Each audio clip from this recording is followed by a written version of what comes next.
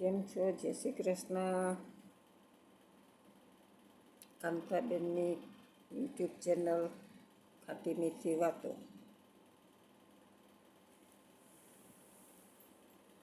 જો હું તમને સાચું જ કહું છું, મને ડાયાબિટીસ છે, થાઇરોઇડ છે, અસ્થમા છે, ફેફસા ખલાસ થઈ ગયા, એક કિડની ખરાબ થઈ જાય છે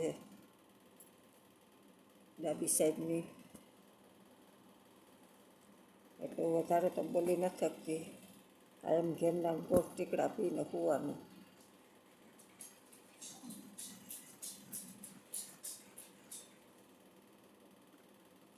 એટલે મગજમાં આવે એમ બોલ્યા કરતી હોય.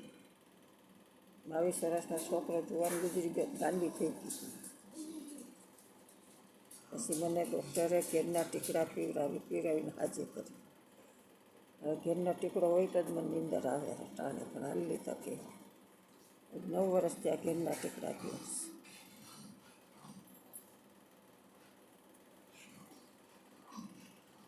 દૂધની તર ખાવાની મનાય, કેળા ખાવાની મનાય, જામફળ ખાવાની મનાય, ચીકુ ખાવાની ન મનાય, પોપિયો ખાવાની મનાય, તરબૂચ ખાવાની મનાય, સફરજન ખાવાની મનાય. તો ખાવું શું મારે? ડાયાબિટીસને બધું શેતી કે નહીં ખવાય. મકાઈનો રોટલો ને મેથીનું શાક ખાઈને કંટાળો આવે. ભાવતું નથી, ઘરાર ખાવું પડે. મારો છોકરો હોય બહુ મુલાઈ ગયો, એક જ હતો. પગાઈ કરવા જ આવી હતી ને ગુજરી ગયો, એક્સિડન્ટ થઈ ગયો. તે દીનો મગજ ફેરા કરે મારો. આગળો મારો રવિ આવશે, આગળી આવશે, મારો રવિ એમ જ થયા કરે.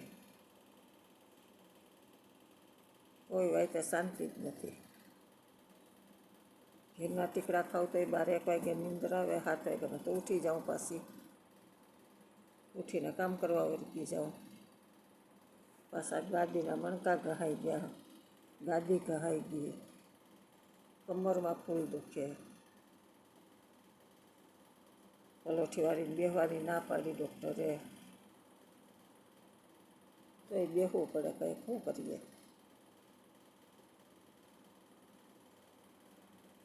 થોડાક અમને સબસ્ક્રાઈબ કરતા જાઓ કે અમે નથી ઘરના મકાનવાળા. અમારો વિડીયો સબસ્ક્રાઈબ કરો. દવાના તો પૈસા નીકળશે ને 10-15 હજાર મારા.